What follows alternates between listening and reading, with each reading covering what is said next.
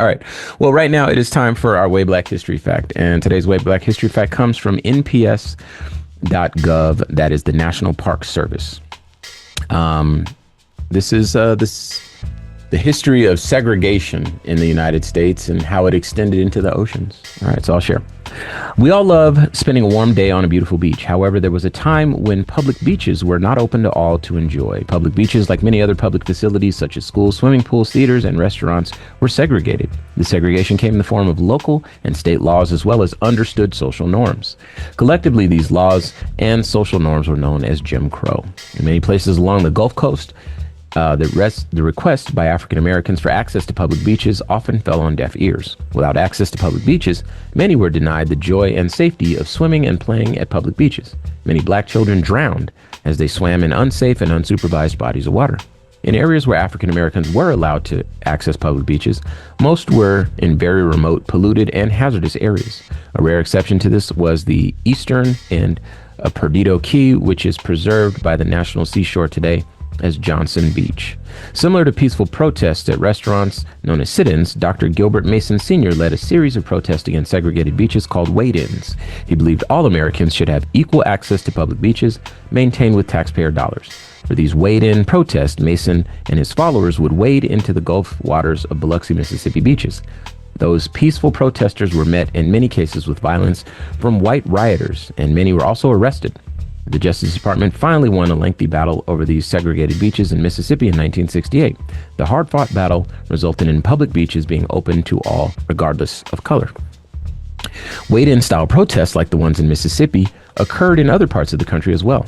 These protests provided a way for Black Americans to speak out against segregated beaches. The efforts of these brave advocates for change ensured that public beaches are open and accessible to all Americans to enjoy. Okay.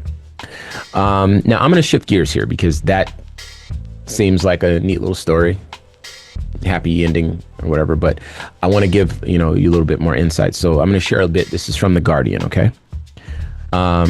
Summers have long been America's most segregated season. Nowhere is this more evident than along the nation's beaches and coasts, one of the chief destinations for vacationers and pleasure seekers, and a perennial site of racial conflict and violence.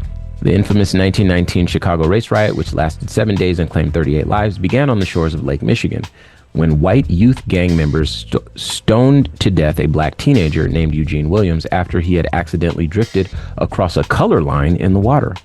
In its aftermath, African Americans learned to avoid the city's lakefront. As a child black Chicagoan, Dempsey Travis remembers, quote, "I was never permitted to learn to swim. For 6 years, we lived within 2 blocks of the lake, but that did not change my parents' attitude.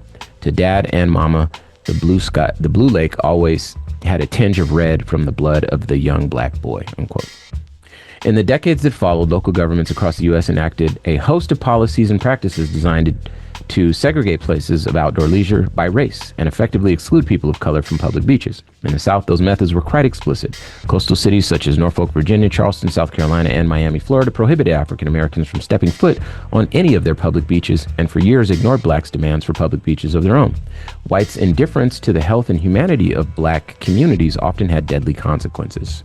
Throughout the Jim Crow era, shockingly high numbers of black youth drowned each summer while playing in dangerous and unsupervised bodies of water. When the white officials did respond to black demands for beaches and parks of their own, they invariably selected remote, polluted, often hazardous locations.